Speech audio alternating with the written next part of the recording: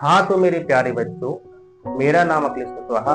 I hope कि आप बहुत अच्छे होंगे और अच्छे से स्टडी कर रहे होंगे। आज हम पढ़ने वाले हैं दो चर राशियों का रैखिक समीकरण युग्म, यानी pair of linear equation in two variables. इसमें हमने पिछली वीडियो में देखा था कि विलोपन विधि। अब हम देखने वाले हैं प्रतिस्थापन विधि और इससे कुछ और रिलेटेड क्वेश्चन पढ़ेंगे। जैसा कि आप लोगों ने विलोपन विधि में देखा था, आज हम पढ़ने वाले हैं कुछ प्रतिस्थापन विधि। तो प्रतिस्थापन विधि ये बहुत इंपॉर्टेंट होने वाली है, क्योंकि परीक्षा में 100% आती ही है। परीक्षा में 100% ही आती ही है। तो अब हम पढ़ने वाले हैं प्रतिस्थापन विधि। तो प्रतिस्थापन विधि का जो सवाल नंबर पहला है,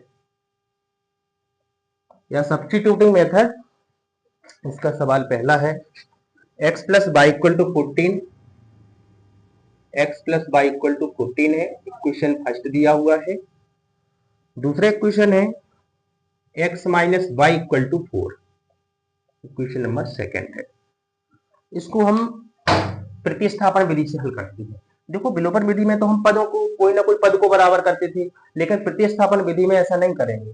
प्रतिस्थापन विधि में हम क्या करेंगे, सबसे पहले कोई या तो फर्स्ट इक्वेशन को उठा लेंगे या सेकंड इक्वेशन को उठा लेंगे। तो सबसे पहले हम फर्स्ट को उठा लेंगे, लिखेंगे समीकरण एक से। हमने सबसे पहले समीकरण एक को उठाया, x plus y equal to 14 हुआ, और इसमें कोई या तो x का या y का मान निकाल लेंगे। मान लो हम x का मान निकालते हैं, तो x बराबर क्या होगा, 14 माइनस वाई। वाई को हमने पक्षांतर कराया, ये समीकरण 3 दे देंगे। अब x का जो मान आया वो समीकरण 2 में पुट करा देंगे, क्योंकि हमने 1 से निकाला ना, तो समीकरण 2 में पुट करा देंगे। लिखेंगे x का मान समीकरण 2 में रखने पर, putting the value of x in equation second, putting the value of x in equation second दी गई, इसमें हमने रख दिया है। समीकरण 2 को हम उतारेंगे, x minus y equal to 4। ये अपने पास समीकरण 2 दिया है, x minus y equal to 4। अब इसमें हम x की जगह रखेंगे 14 माइनस वाई।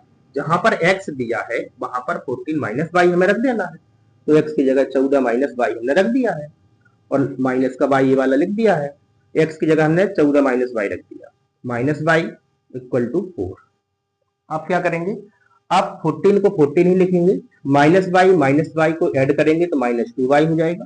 क्योंकि माइनस माइनस की संख्या कितनी भी हो वो ऐड तो हो जाती है, लेकिन चिन्ह माइनस का रहता है। ठीक है, इस 14 एक कांस्टेंट वैल्यू है, अचर राशि है, तो अचर राशि को पक्षांतर करा दें, तो माइनस 2y इक्वल टू आएगा 4 माइनस 14। प्लस का 14 था इस तरफ, तो उस तरफ जाके माइनस का हो जाएगा। अब यहाँ माइनस 2y इक्वल टू आएगा, 14 में से 4 जाएगा, माइनस का 10 बचेगा। ठीक है, तो y इक्वल टू कितना बचेगा, माइनस का 10 अपॉन माइनस का 2। यहाँ गुणा में है -2, तो भाग में जाएगा, तो 2 5 10 हो जाएगा। तो माइनस माइनस का जैसे ही भाग होगा तो प्लस हो जाएगा, y इक्वल टू 5। y की वैल्यू हमने 5 निकाल ली है। अब हम क्या करेंगे, इस y का मान कहाँ रखाएंगे, समीकरण 3 में पुट करा देंगे। जो हमने तीसरा निकाला था उसमें पुट करा देंगे, तो लिखेंगे y, इसको हम इस प्रकार से कर लेंगे। यहां लिखेंगे y का मान समीकरण 3 में रखने पर, मतलब putting the value of y in equation third we gets, लिख सकते हैं। तो समीकरण थर्ड को देखेंगे भाई, x बराबर हमारे पास दिया था 14 माइनस वाई, इसको हमने, ये समीकरण 3 था अपना, इसको हमने उतार लिया। अब जहां पर y दिखाया वहां पर अपन को 5 रखना है, तो x इक्वल टू क्या होगा, 14, और माइनस y का मान 5 रखना है, तो 14 माइनस 5, x इक्वल टू लिख लेगा 9 निकल आएगा। x की वैल्यू हमने 9 निकाल ली भाई, x की वैल्यू 9 निकाल ली और y की वैल्यू 5 निकाल ली है। इसलिए हम क्या कह सकते हैं कि x इक्वल टू 9 और y इक्वल टू 5, ये हमारे आंसर हो जाएंगे, ये हमारे आंसर हो जाएंगे। अब इसी तरह का हम एक प्रश्न और लगाना चाहते हैं प्रतिस्थापन विधि का, जिससे कि बिल्कुल क्लियर हो जाए, क्योंकि 100% परीक्षा में आना ही है, 100% आना है। तो दूसरा जो प्रश्न है, दूसरा प्रश्न इसमें दिया हुआ है s minus t equal 3 s minus t equal to 3, ये लिख देंगे हम। इसको दे देंगे इक्वेशन फर्स्ट, इसको हमने फर्स्ट दे दिया। दूसरे को इक्वेशन लिखा हुआ है s upon 3 plus t upon 2 is equal to 6। इसको हम अभी सेकंड नहीं देंगे, इसको पहले हम सॉल्व करा लेंगे, क्योंकि ये फ्रैक्शन में दिया हुआ है, भिन्न में दिया हुआ है, तो इसको हम हल करा लेंगे, इसी टाइप का बना लेंगे।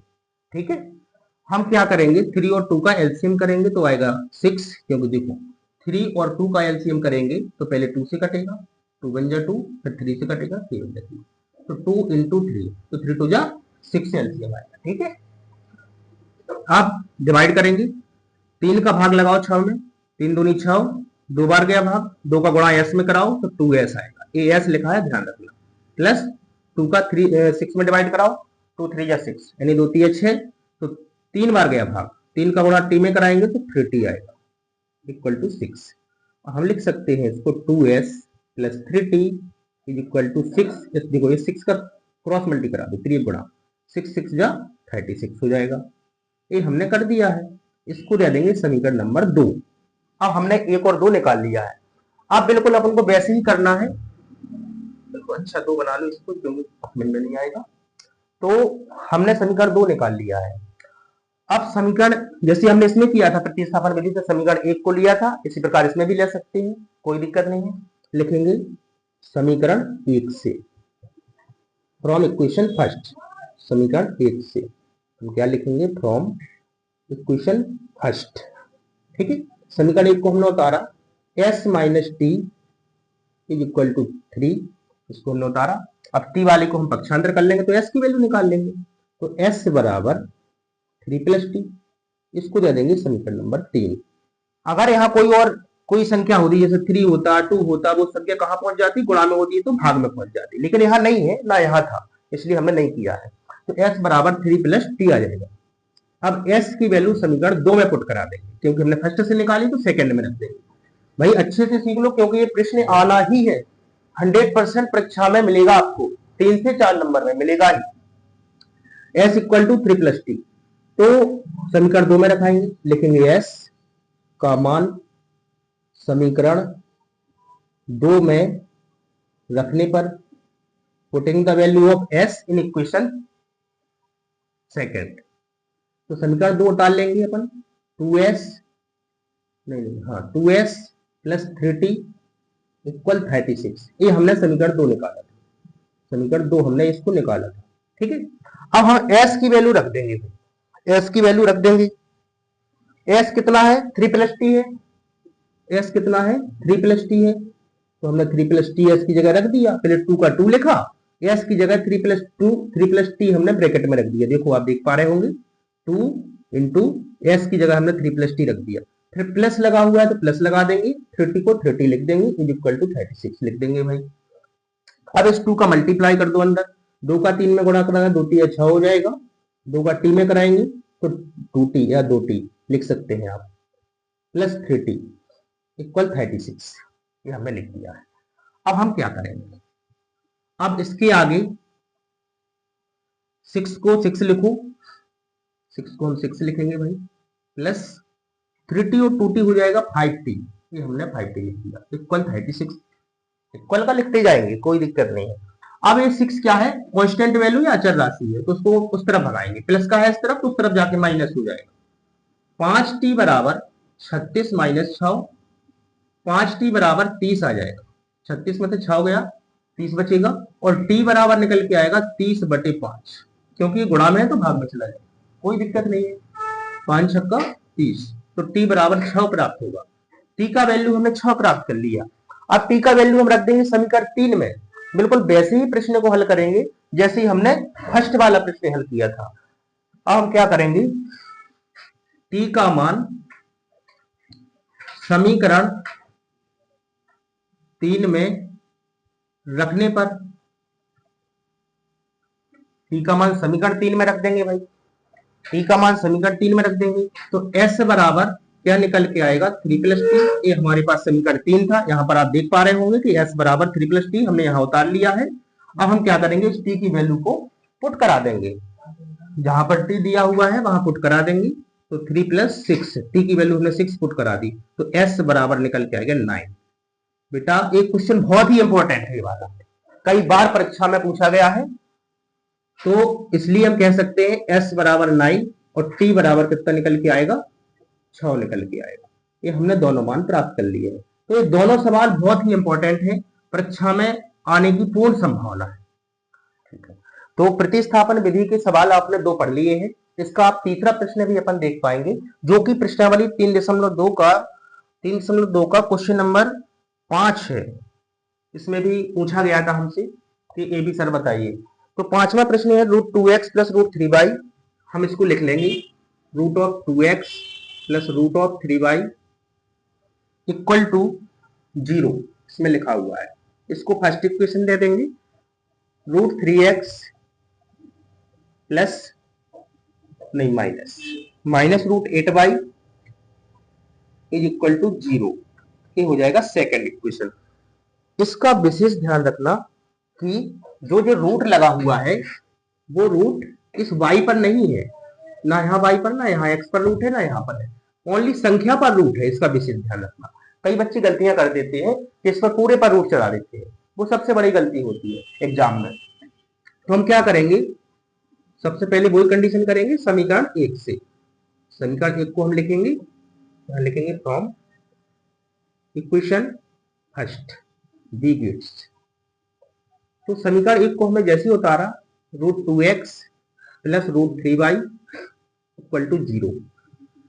इसको हम हल करेंगे, यहां पर भी वही x वाला मान निकाल लेंगे, y वाले को पक्षांतर कराएंगे, तो लिखेंगे √2x इक्वल, देखो प्लस का था उस तरफ जाएगा माइनस हो जाएगा, माइनस का √3y, तो x इक्वल टू क्या निकल के आएगा, माइनस का √3 अपॉन √2, और इंटू y है तो y लिखेंगे। ठीक है, जो इंटू में था, देखो अब की बार गुणा से भाग में पहुंच गया, पिछले वाले क्वेश्चन में नहीं था ऐसा, लेकिन इसमें था, तो अपन कर देंगे भाग में। समीकरण नंबर इसको हमने 3 ले दिया। अब हमने x का मान निकाल लिया है, अब इस x के मान को समीकरण 2 में पुट करा देंगे। लिखेंगे x का मान समीकरण 2 में रखने पर, जैसे ही हम x का मान समीकरण 2 में पुट कराएंगे तो लिखेंगे √3x माइनस का √8y इज इक्वल टू 0। इसको हमने रख दिया है। अब x की वैल्यू है माइनस √3 अपॉन √2, तो x की जगह रख देंगे भाई, इंटू लगाएंगे, x की जगह रखेंगे माइनस का √3 बटा √2, हमने इसको रख दिया है। ठीक है, और इंटू बाई नहीं छोड़ो भाई, ये गलती बहुत बड़ी हो जाएगी, इंटू बाई है।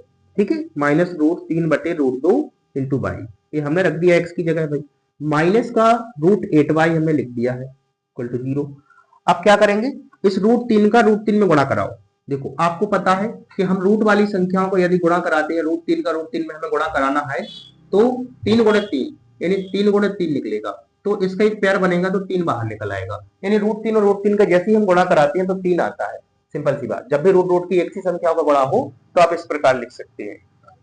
और प्लस और माइनस का गुणा हो रहा है तो माइनस का आएगा 3 बटे √2 लिख देंगे, इंटू में y है तो y लिख देंगे, माइनस √8y हमने लिख दिया है बराबर 0, बटा में 1 कर लेंगे क्योंकि हमें यहाँ भिन्न दिख रही है। ठीक है, भिन्न दिख रही है, फ्रैक्शन दिख रही है, तो √2 और 1 का एलसीएम ले लेंगे, तो √2 और 1 का एलसीएम आएगा √2, हमने ले लिया एलसीएम, तो √2 से √2 को भाग लगाएंगे तो एक बार जाएगा, √2 का भाग √2 में लगाएंगे तो एक बार जाएगा, तो 1 का गुणा कराएंगे 3y में तो आएगा बेटा 3y ही आएगा, माइनस लगाएंगे 1 का भाग लगाया तो √2 ही आएगा, √2 का गुणा √8 में करेंगे। देखो भैया √8 का जो गुणा कराना √2 से कराना है। ठीक है, देख पा रहे ना आप, तो क्या करेंगे 8 दूनी 16 आ जाएगा, तो √16 सीधा अभी √16 लिख देंगे, बाद में इसका रूट निकाल लेंगे √16, और y को y ही लिखेंगे, y बाहर है ध्यान रखना, हमने 2 का गुणा करा दिया, अंदर ही अंदर गुणा हो गया, 2 8 16 हो जाएगा। अब हम क्या करेंगे, इक्वल टू 0 है तो इक्वल टू 0 लिख देंगे, और इसको थोड़ा सा इरेज कर देंगे जिससे जगह बनी रहे। अब हमने क्या किया, आगे लिख लिया है, तो माइनस का 3y लिखेंगे, माइनस का हमने 3y लिख दिया, √16 का वर्गमूल होता है बेटा 4y इक्वल लिखेंगे 0 गुणा √2। यहाँ देख पा रहे हैं आप, इस 2 का हमने त्रियक गुणा करा दिया, क्रॉस मल्टी करा दिया है, तो 0 का गुणा कर देंगे √2 में, ठीक है। तो ये हो जाएगा अपने पास, ये समझ में आ गया होगा, क्योंकि 16 का वर्गमूल 4 होता है, आप निकाल के देख लेना, 400 को 16 तो 4 निकल आएगा बाहर, 4y 3y हो जाएगा -7y बराबर, यहाँ 0 का गुणा √2 से करेंगे तो 0 आएगा बेटा, y बराबर निकल के आएगा 0/-7, और 7 का जैसे हम 0 में भाग लगाएंगे तो आएगा बेटा 0। 0 एक ऐसी नंबर है, ऐसी संख्या है कि किसी भी संख्या से आप भाग लगा देंगे तो 0 ही प्राप्त होगा। तो हमने y बराबर 0 निकाल लिया। अब y का जो मान है वो समीकरण 1 में रखाएंगे बेटा, ये समीकरण 3 में रखाएंगे, जैसे अपन समीकरण 3 में हर बार रखाए थे। तो लिख देंगे y का मान समीकरण 3 में रखने पर, समीकरण 3 में रख देंगे भाई। तो y का मान समीकरण 3 में रखेंगे तो क्या दिया हुआ है, x बराबर -√3/√2 इंटू y, -√3/√2 इंटू y की जगह हमें 0 रखाना है तो हमने 0 रख दिया है। अब 0 का गुणा √3 से कराएंगे तो 0 आएगा, और √2 का भाग लगाएंगे तो भी 0 आएगा। तो देखो जरा अपन करके देख लेते हैं, 0 का गुणा किया तो 0 ही आएगा बटे √2, तो हमने क्या कर दिया, x बराबर 0 लिख दिया, क्योंकि √2 का भाग लगाएंगे, 0 में किसी भी संख्या से भाग लगाएंगे तो 0 आएगा। यहाँ भी आप देख पा रहे हैं और यहाँ भी देख पा रहे हैं, दोनों जगह वही कंडीशन। तो x की वैल्यू हमने 0 निकाल ली, लिख देंगे, इसलिए x का भी मान 0 और y का भी मान हमने 0 निकाल लिया, x बराबर 0 और y बराबर 0। अब इसका एक प्रश्न और है जो कि इंपॉर्टेंट भी है, उसको भी हम करने वाले हैं। कई बच्चों से पूछा गया है, कई बच्चों ने पूछा है कि ये दशमलव वाला सवाल है तो ये नहीं बनता है, तो इसको भी हम देख लेते हैं, इसको भी अपन देख लेते हैं। अब हम सवाल को यही लिख लेते हैं, जिससे यहाँ पर ऊपर लिख लेंगे तो सही रहेगा, जगह कम पड़ेगी तो देखा जाएगा। इसको हमने इस प्रकार कर दिया, ठीक है। अब क्या करेंगे, सवाल नंबर जो इसका कौन सा सवाल है, 4th नंबर का है, इसको भी अपन को बताना है। 0.2x, इसको हमने लिख लिया 0.2x प्लस 0.3y इक्वल 1.3, इसको हमने समीकरण 1 कह दिया। अभी मत दो, इसको हमने लिख लिया है। दूसरा 0.4x प्लस 0.5y इक्वल 2.3। देखो भाई ये हमारे पास दी है दोनों समीकरण, तो हम क्या करेंगे, इसको फर्स्ट दे दो, इसको सेकंड दे दो, या फिर ना भी दो फर्स्ट सेकंड, इसमें गुणा करा दो सबसे सीधा, क्योंकि इस इक्वेशन में सब वैल्यू दशमलव वाली दी हुई है। इसको डायरेक्ट दशमलव हटाने का तरीका समझो। अगर मैं इसमें इस इक्वेशन में 10 का गुणा करा दूं और इस इक्वेशन में 10 का गुणा करा दूं, भाई दोनों में तो कर सकते ना अपन, कोई दिक्कत नहीं है। अगर एक में कर रहे हो तो गलत है, लेकिन अपन तो दोनों में कर रहे हैं तो अपन आराम से कर सकते हैं, ठीक है। तो हमने कर दिया है, 10 का गुणा जैसे कराएंगे तो हमें 10 का गुणा इसमें कराएंगे। देखो भैया 0.2 में यदि हम 10 का गुणा कराते हैं तो आएगा बेटा 020, ऐसा कुछ आएगा, ठीक है। दशमलव एक अंक बाद लगाना है, मतलब क्या निकला बेटा, इस 0 का तो कोई मतलब नहीं है, तो निकला 2.0, और 2.0 का मतलब होता है 2, कोई समस्या नहीं, ठीक है। 10 का गुणा हमने जैसे ही कराया, 10 दूनी 20 का 0 और 2 का 2 ही तो रहेगा, दशमलव एक अंक बाद आएगा तो 2.0 निकला बेटा, और 2.0 का मतलब क्या होता है, 2 होता है, ठीक। तो हमने इसलिए 10 का गुणा करा दिया जिससे कि दशमलव बिल्कुल हट जाए, आप भ्रमित ना हो, क्योंकि कई बच्चे यहाँ भ्रमित होते हैं और दशमलव के चक्कर में सवाल को गलत कर देते हैं, इसलिए इंपॉर्टेंट भी है, अच्छा है। तो आप क्या करेंगे, इसको हम सीधा क्या लिख देंगे, 10 का गुणा होगा तो बेटा 2x आएगा, यहाँ क्या आएगा बेटा, इसी प्रकार यहाँ गुणा करेंगे तो 3y हो जाएगा, यहाँ भी गुणा करेंगे तो 13 हो जाएगा, इसको ले दो समीकरण, ठीक है। 10 का गुणा यहाँ कराओ तो आ जाएगा 4x, यहाँ आ जाएगा 5y, यहाँ आ जाएगा बेटा 23। अब देखें जरा, अब वही क्वेश्चन बन गए ना, जैसा कि हमने पहले 3 सवालों में पढ़ा है, वैसे ही हमने क्या किया, वैसे हमने इस समीकरण को बना लिया है। अब हम क्या करेंगे, समीकरण 1 ले लेंगे बेटा, समीकरण 1 से तो हम इक्वेशन फर्स्ट हम कर देंगे। समीकरण 1 जैसे ही हमने लिया, समीकरण 1 लिया तो समीकरण 1 क्या है अपने पास है बेटा 2x plus 3y equal to 30, ठीक है 30, इसको हमने उतार लिया। अब यहाँ से हम x की वैल्यू निकालेंगे भाई, x की या y की, कुछ भी, 2x इक्वल 13 को 13 लिखा, 3 बाई को उस तरफ ले गए तो 3 बाई हो जाएगा माइनस का। तो यहाँ x बराबर निकल के आएगा 13 माइनस 3y बटा 2। इसका विशेष ध्यान रखना है, यहाँ पर समीकरण नंबर हमने 3 दे दिया इसको। ठीक है, समीकरण 3 जो है, समीकरण 3 ये हमने बना लिया है। x का मान समीकरण 2 में पुट करा देंगे। x का मान ध्यान से देखो, x का मान समीकरण 2 में रखने पर भाई कोई दिक्कत नहीं है, अगर थोड़ा सा जगह कम पड़ जाए तो देखा जाएगा, कोई बात नहीं है। तो क्या करेंगे, 13 माइनस 3y बटे 2 x की वैल्यू हमने निकाल ली है, उसको हम समीकरण 2 में पुट कराएंगे। तो समीकरण 2 हमने हमारे पास था 4x प्लस 5y इक्वल 23। तो x की जगह रखेंगे अब क्या, 13 माइनस 3y बटा 2 प्लस 5y इक्वल 23 हो जाएगा। ये हमने रख दिया है।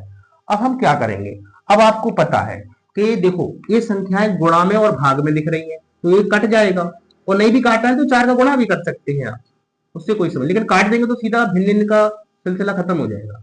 2 वन जा 2, 2 2 जा 4 हो जाएगा। ठीक है, ये हमने कर दिया।